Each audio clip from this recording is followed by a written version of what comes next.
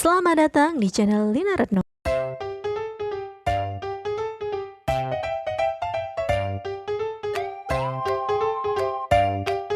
Mari belajar materi kelas 4 tema 1 subtema 3 pembelajaran 3.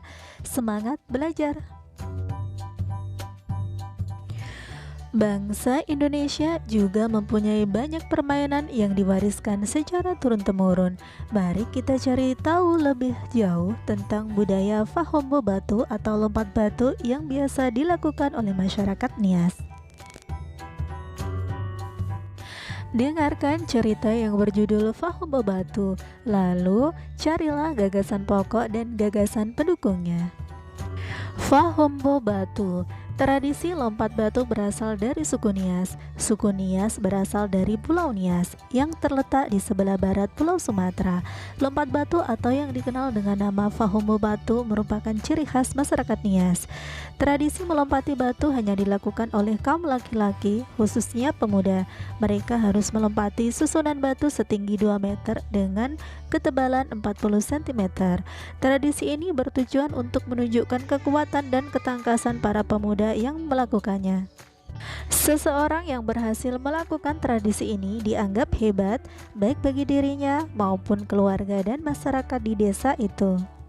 Sekarang mari kita coba untuk mencari gagasan pokok dan gagasan pendukungnya. Mari kita mengingat kembali mengenai perbedaan gagasan pokok dan gagasan pendukung.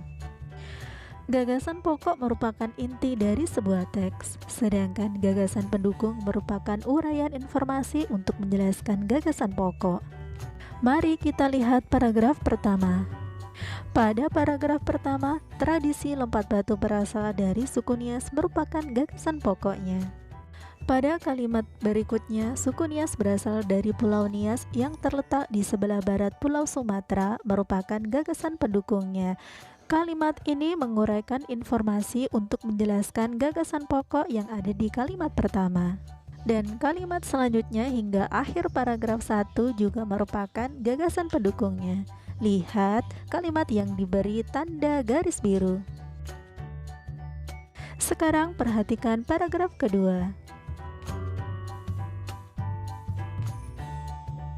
Dari paragraf kedua ini kita menemukan bahwa tradisi melompati batu hanya dilakukan oleh kaum laki-laki khususnya pemuda merupakan gagasan pokoknya.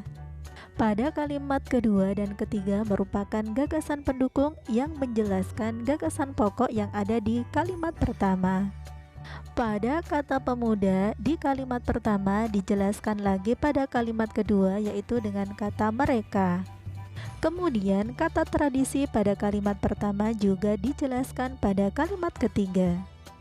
Sekarang tugas kalian adalah mencari gagasan pokok dan gagasan pendukung pada paragraf ketiga. Sungguh kaya budaya Indonesia. Sebagai anak Indonesia, kita harus bersyukur dengan kekayaan ini. Kita dapat mencicipi makanan beragam, bermain permainan tradisional yang berbeda, dan tentunya mengenal kebiasaan-kebiasaan berbeda. Banyak hal yang kita bisa pelajari dari keanekaragaman itu. Beberapa permainan tradisional membutuhkan teriakan pemainnya. Semakin banyak yang berteriak, semakin banyak pula suara yang kita dengar. Pernahkah kamu mencoba berteriak di lapangan? Apa yang terjadi? Bandingkan juga ketika kamu berteriak di kamar mandi. Apa perbedaannya? Kita bisa menemui gendang di banyak wilayah di Indonesia. Pernahkah kamu memperhatikan bagaimana bunyi pada gendang? Gendang dapat berbunyi jika kulit gendang dipukul. Saat dipukul, kulit gendang bergetar. Getaran ini menghasilkan bunyi. Bunyi tersebut masuk ke sebuah rongga yang terdapat di bawah kulit. Bentuk rongga memengaruhi bunyi yang dihasilkan. Makin kecil dan panjang rongga pada gendang, makin nyaring bunyi yang dihasilkan. Bacalah teks tentang pemantulan dan penyerapan bunyi agar kamu lebih paham. Pemantulan dan penyerapan bunyi. Bunyi dapat dipantulkan dan diserap. Yang pertama, pemantulan bunyi. Sebuah kelereng yang kita lempar ke dinding yang keras akan mengalami pemantulan. Demikian juga dengan bunyi. Bunyi juga dapat memantul jika dalam perambatannya dihalangi oleh benda yang permukaannya keras seperti kayu, kaca, dinding, atau besi. Yang kedua, penyerapan bunyi. Bunyi juga dapat diserap. Benda-benda yang dapat menyerap bunyi adalah benda yang permukaannya lunak. Benda yang demikian disebut peredam bunyi. Misalnya karpet, goni, kertas, kain, busa, dan wol. Benda-benda tersebut dapat digunakan untuk mencegah terjadinya gaung atau kerdam. Dinding dan langit-langit gedung pertemuan, studio rekaman, dan gedung bioskop dilapisi dengan bahan-bahan tersebut supaya tidak terjadi gaung atau kerdam. Macam-macam bunyi pantul. Yang pertama adalah gaung atau kerdam. Gaung atau kerdam terjadi karena bunyi dipantulkan oleh dinding yang jaraknya tidak jauh dari sumber bunyi. Hal itu menyebabkan datangnya bunyi pantul bersamaan dengan bunyi asli yang belum selesai terucapkan.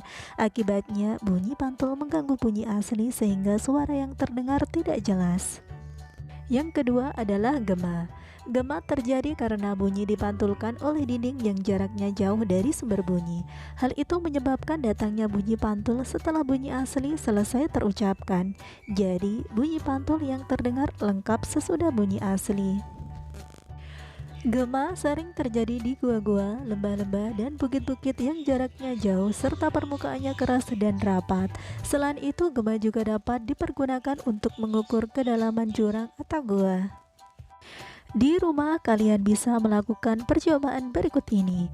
Yang pertama, ambil beberapa botol atau alat lainnya yang menghasilkan bunyi seperti ember, gelas, atau kaleng.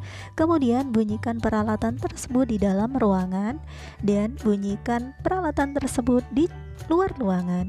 Catatlah hasilnya dan bandingkan.